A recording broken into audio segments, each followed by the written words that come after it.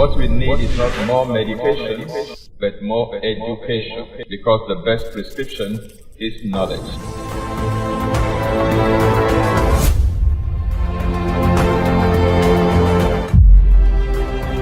This is Exposé coming to you live from Lagos, Nigeria, every Monday on Instagram, YouTube, and Facebook simultaneously.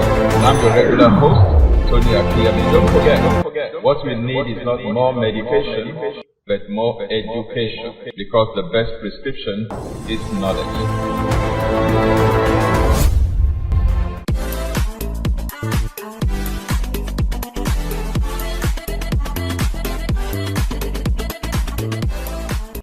Hello and welcome. This is Exposé with Tony Akinyemi. I'm delighted to be your host again today as we continue our discussion on teas and spices. In this second half of the conversation in the series, we are focusing on spices. And last week, we discussed ginger and cinnamon as two spices that can add improved flavor as well as health benefits to our meals, as well as our drinks, our smoothies, our juices, and what have you. Today, we move on to some other spices that we can deploy in our culinary art. And the first spice that we're talking about today is another very popular one, and that is garlic. Yes, garlic can be used as a spice, the same way it can be used for other purposes. Now, the botanical name for garlic is Allium sativum. It belongs to the Allium family of vegetables. You have onions and leek and the rest of them in that family, Allium. Okay? And garlic is a widely used spice, known not only for its culinary uses, but also for its numerous health and medicinal benefits. And so today we're going to be looking at some of the key benefits associated with garlic. All right. Let's start with heart health. Now, garlic has been shown to have a positive effect on cardiovascular health because it can help to lower blood pressure, it can reduce cholesterol levels, it can improve overall heart function because, it's a blood thinner. Garlic can thin the blood mildly, and that can help to keep the blood flowing better through the blood vessels. All right? So, garlic is good for the heart. And again, you can smuggle garlic into almost anything you cook, and even your smoothie. I like blending about 2 to 4 cloves of peeled garlic into my smoothie sometimes. All right? The second health benefit that we can derive from garlic is the fact that it possesses anti-inflammatory properties as well. Now, the compounds in garlic, many compounds in garlic, particularly allicin, have anti-inflammatory effects that can help to reduce inflammation in the body. And this is, inflammation is linked to various health problems. Cancer has inflammation component, arthritis has inflammation component, fibroid has inflammation component, heart disease may have inflammation component, all the itis, hepatitis, gastritis, anything itis in the body, any disease name that ends with itis, has inflammation involved. And so garlic is one of those things that can help to tame that hyperinflammation. A third benefit derivable from garlic, either as a spice or any other use you put it to, is its antioxidant effect. Garlic contains antioxidants, minerals such as selenium, as well as vitamins such as vitamin C, that can help to combat oxidative stress and may reduce the risk of chronic disease. And number 4, garlic also has antimicrobial properties. Okay, it's a broad spectrum antibiotic, so to speak. Its natural antimicrobial and antifungal properties can help in fighting infections, as well as enhancing our immune system.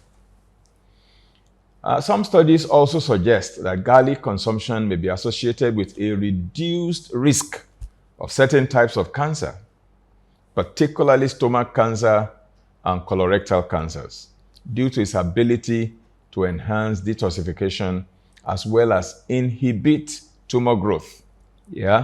Cancer prevention as a benefit derivable potentially from garlic. What about weight management? Yes, garlic may aid in weight loss efforts by boosting your metabolism and also exerting an appetite suppressing effect. You know, when you smuggle garlic into your meals, sometimes, you know, when I steam potatoes, boiled potatoes, or sometimes boiled yam or boiled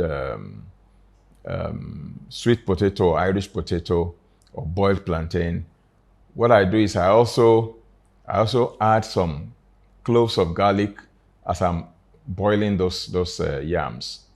I add some cloves of garlic to it. I don't peel it. I leave it in its jacket, so to speak, and I cook it along with the yam or the potato, sweet potato, Irish potato, or plantain.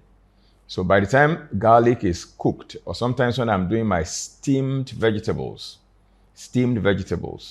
you know, I also put some cloves of garlic into it. This time around, if I'm doing steamed vegetable, I peel the garlic, okay? So when it is cooked, it's so tender and soft.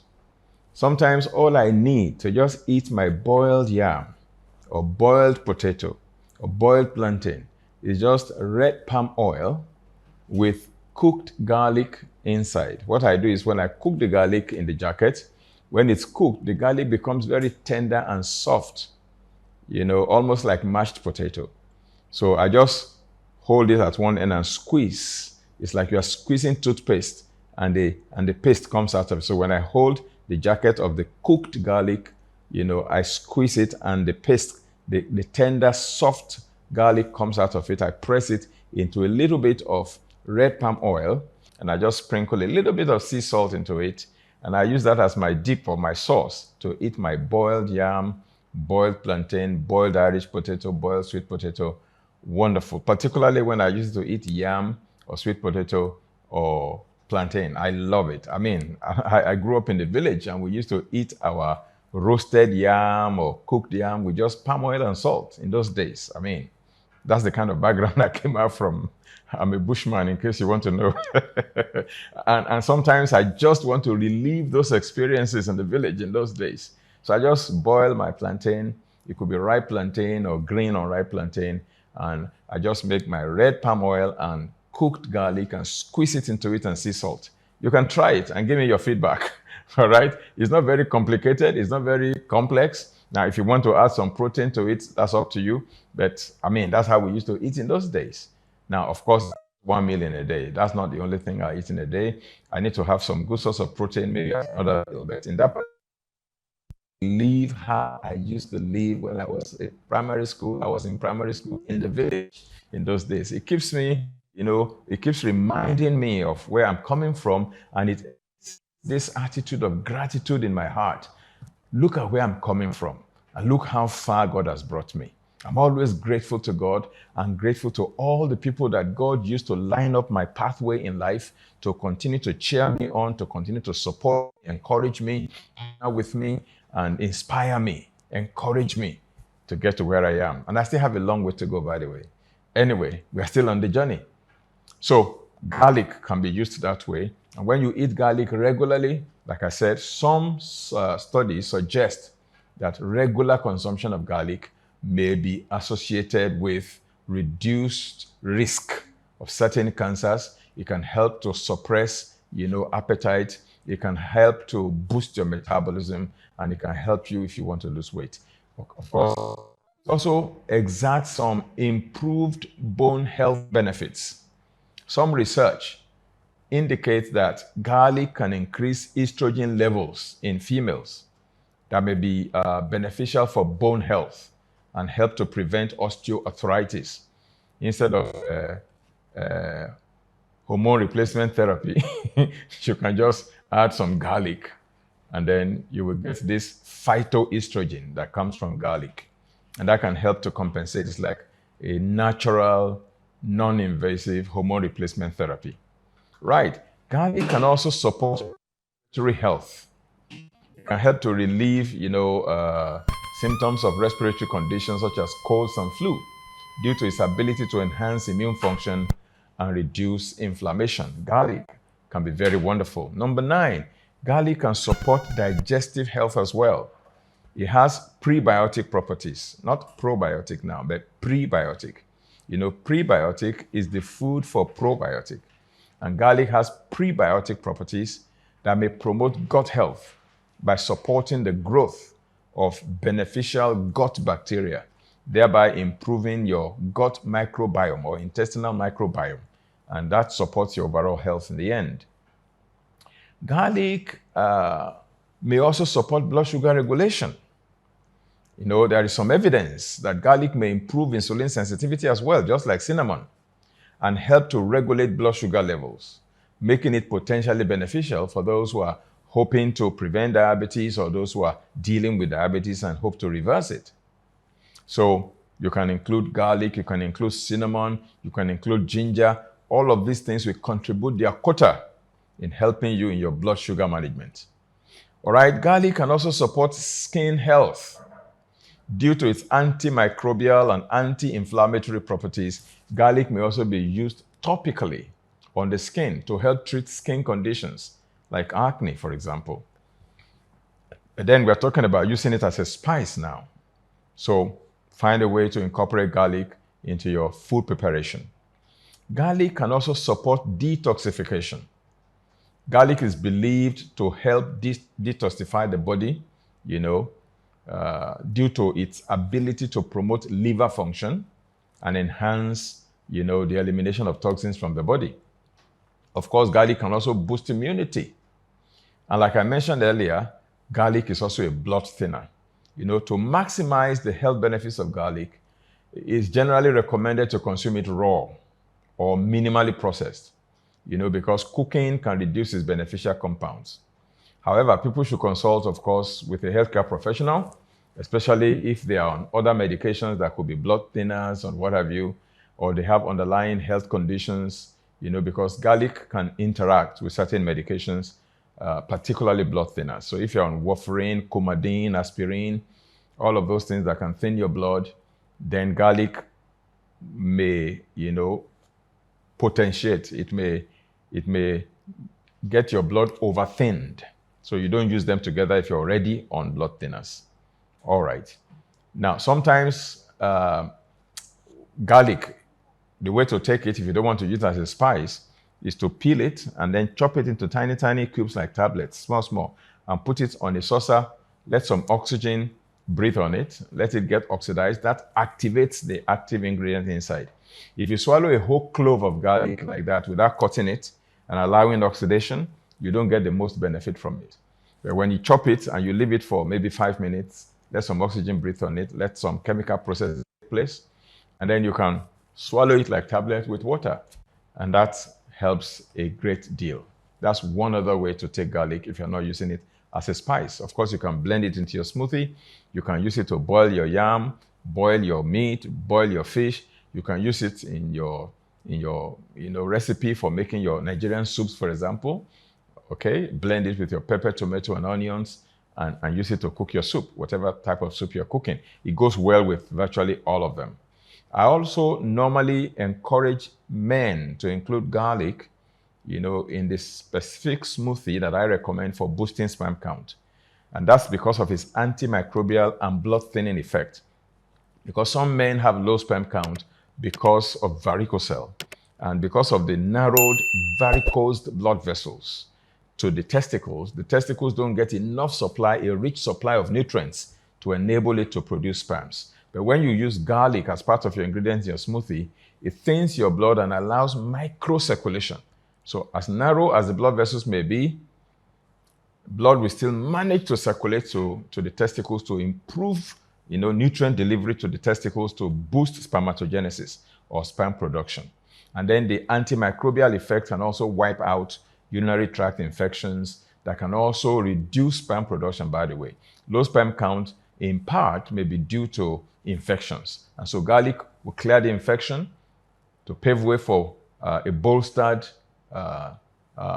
sperm production. And it can also thin the blood and improve microcirculation to enable blood to reach the factory where sperms are being made. So it's a twin benefit that it gives in terms of boosting sperm production and helping to overcome oligospermia. All right? We're going to go on a short break at this time, and when we come back, we will pick on yet another very fantastic and wonderful spice that we can use to spice our lives by spicing our cooking. Don't go away. I'm going to be back very shortly. Meet Emily. She's passionate about living a healthy life, but finds it difficult to access information on health and wellness. Cancer is survivable. That is until she discovered the online healthy living training offered by Reverend Tony Akinyemi on lms.rafainstitute.org. The online healthy living training program is a comprehensive interactive course that covers topics such as nutrition, fitness, stress management, and mental health. The course is designed to provide participants with practical tips and strategies to improve their health and well-being. Emily is now equipped with the knowledge and skills she needs to lead a healthy life. Join Emily and countless others in living a healthy life by signing up for the online healthy living training program today.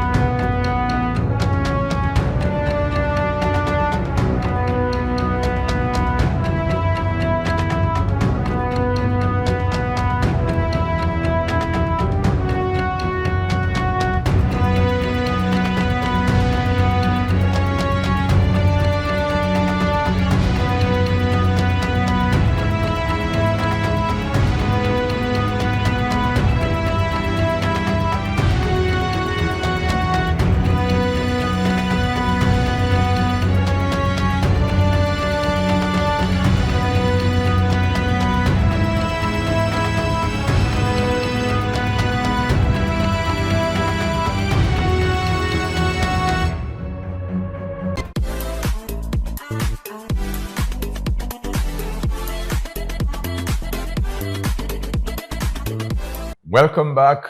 This is Exposé with Tony Akinyemi, and I'm your regular host. We discussed garlic in the first half of today's presentation on spices. And the next one we're going to talk about is another very popular, very wonderful spice, which virtually everybody has used at one point or the other, and that's cayenne pepper. There are many types of peppers. We have bell peppers, we have cayenne pepper, we have habanero pepper, all kinds of peppers with different degrees of hotness. You know, the ingredient in pepper that makes it hot, okay, is called capsaicin. But we're going to pick cayenne pepper, which is somewhere mid-range in terms of its hotness, all right? Now, cayenne pepper derived from the Capsicum annum plant. Capsicum annum plant is well known for its spicy flavor and potential health benefits. And we're going to talk about some of those potential medicinal and health benefits that are associated with cayenne pepper. All right. Now, the first one we talk about is pain relief. You might be surprised. How does pepper relieve pain? Now, capsaicin, which is the active component in cayenne pepper, has analgesic properties, pain-relieving properties. It can help to reduce pain by blocking the pain signals sent to the brain. And that makes it useful for conditions like arthritis, muscle pain, neuropathic pain. Okay?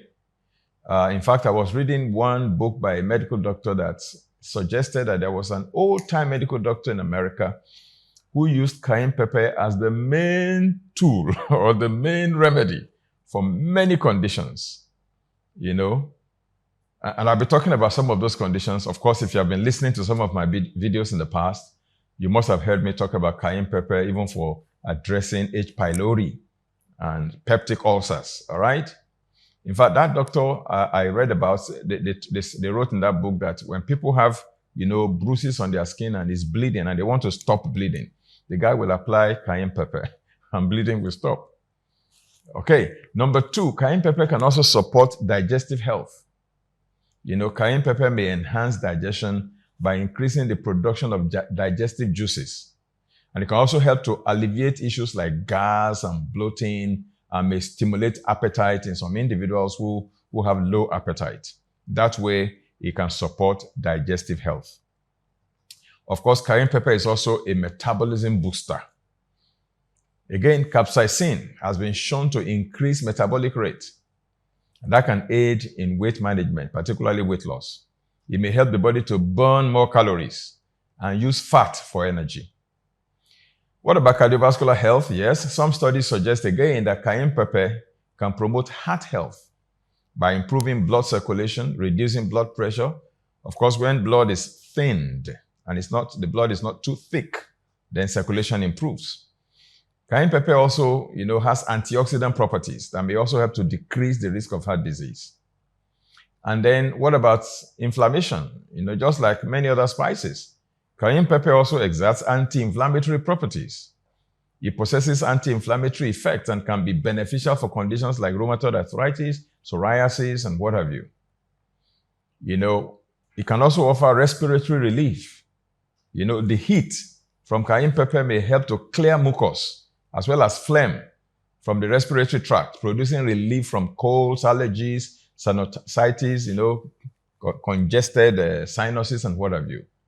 That's why when people take, in this part of the world, what we call pepper soup, they normally use either beef or goat meat or fish or chicken or something like that to make a kind of, soup that is very spicy with a lot of cayenne pepper inside. When you start taking the soup, wow, the whole of your nostrils will start draining. Sometimes your eyes too will start watering. And it can actually give a lot of respiratory relief. Okay, congestion in the sinuses in particular. And then cayenne pepper also has antioxidant properties that can help, to combat oxidative stress, that can reduce the risk of chronic diseases. Of course, it can also support weight loss, like we mentioned earlier, because it revs up your metabolism. Okay, it boosts the rate at which you burn calories. So it also increases satiety. So and promotes fat oxidation. It can therefore aid in weight loss when you incorporate it into a balanced diet. What about blood sugar? Yes, cayenne pepper can also support blood sugar regulation. Some research actually indicate that cayenne pepper can help to regulate blood sugar levels, potentially therefore, benefiting individuals seeking to prevent diabetes or to reverse diabetes, particularly type 2 diabetes. Cayenne pepper also has immune support capabilities. It's got some vitamin A, as well as vitamin C, along with other antioxidants, that are present in cayenne pepper.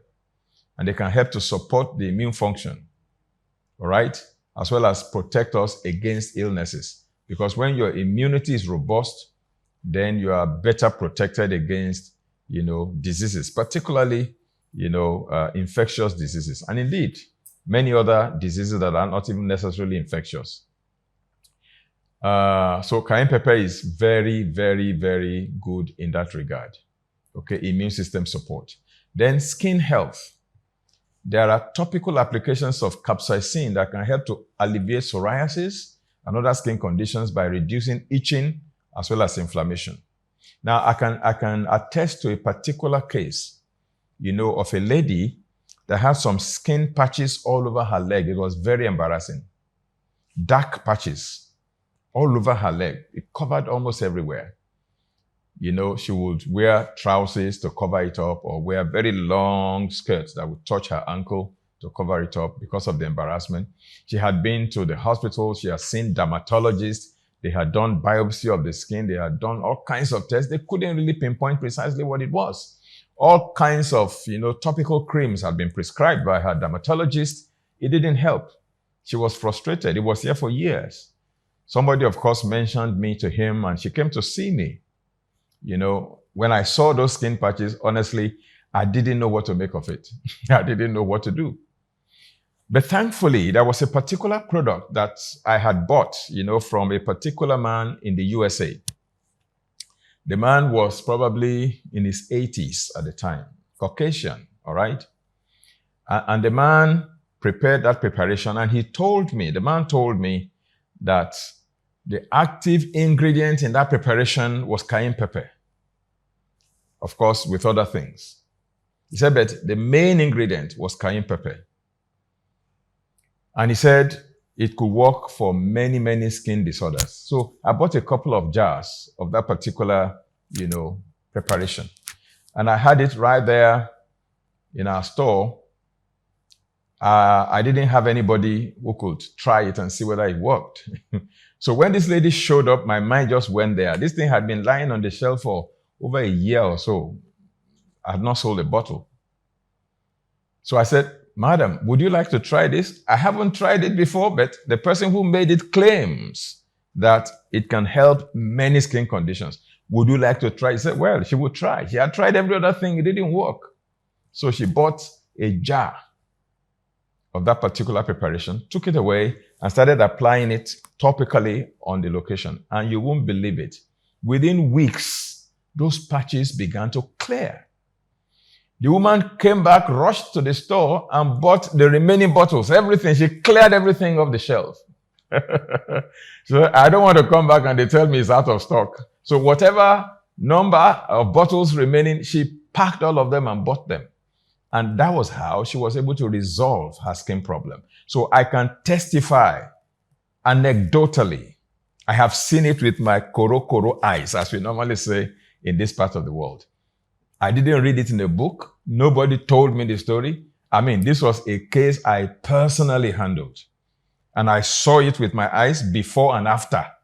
And the lady said the only thing she did differently was applying that particular cayenne pepper-based lotion. And it cleared those things, the skin patches. So I can testify to the skin health benefits of cayenne pepper. Of course, it doesn't mean that you should now go and grind cayenne pepper and start rubbing it on your skin. You will dance koloba. You better be advised. Of course, it was not just cayenne pepper. It was one of the ingredients, and the man said it was the main ingredient, but there were other things added to it to make it able, for your skin to be able to tolerate it. All right?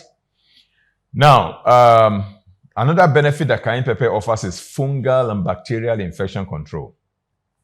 The antimicrobial properties of cayenne pepper may help to fight off certain infections.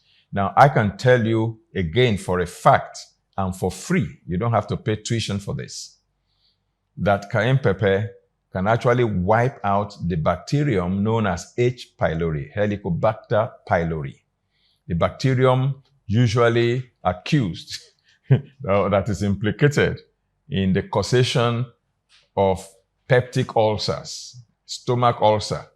When you test positive for H. pylori, you need to deal with it because it can cause peptic ulcer. But much more, on a long-term basis, if you don't deal with H. pylori and it stays there for long, 5 years, 6 years, 7 years, 10 years, thereabout, it can actually ultimately cause cancer of the stomach. Yeah, you heard me right. It's one of the biological agents that can cause cancer. Some viruses can cause cancer. For example, when people are infected with the HIV virus, the HIV virus, and they don't deal with it, they don't address it properly, it can lead to a form of skin cancer that is known as Kaposi's sarcoma. Very terrible skin cancer. I've seen it again in people who were HIV positive, who didn't do the right things, and ultimately went down until their immunity broke down. They developed AIDS and then developed Kaposi's sarcoma, a kind of skin cancer, which is caused by a biological agent, a virus this time. Another biological agent that can cause, cancer is the HPV virus, human papilloma virus, can cause cervical cancer in women. Okay? And then, of course, there's a lot of debate out there that it's not the only causal factor for cervical cancer, because some women have cervical cancer and they didn't test positive for HPV. But HPV obviously is associated with the causation of cervical cancer. Then H. pylori is another biological agent that can cause stomach cancer. So cancers can be caused by chemical agents, biological agents, physical agents, and sometimes even emotional, mental health situations. But we are not discussing cancer today. We are discussing the antibacterial, antifungal, antiviral effect of cayenne pepper. So while cayenne pepper offers several potential health benefits, again, it's important to use it advisedly and in moderation, because excessive consumption can lead to digestive discomfort as well as other unpleasant effects. But those of us in West Africa, we are already, used to the hotness of peppers. So when they say food is spicy, we don't understand what that means. We just, particularly in Western Nigeria, we eat a lot of pepper. In fact, traditionally in the Yoruba culture, farmers will sing in those days in the villages. They will say, anyone who doesn't eat pepper is actually missing something. It's not enjoying life to the max. Eating pepper is what makes for enjoyment of life to the max. Emi tí ò jata, emi yẹpẹrẹ, emi tasere. I won't interpret that Greek. In other words, the soul that doesn't eat pepper.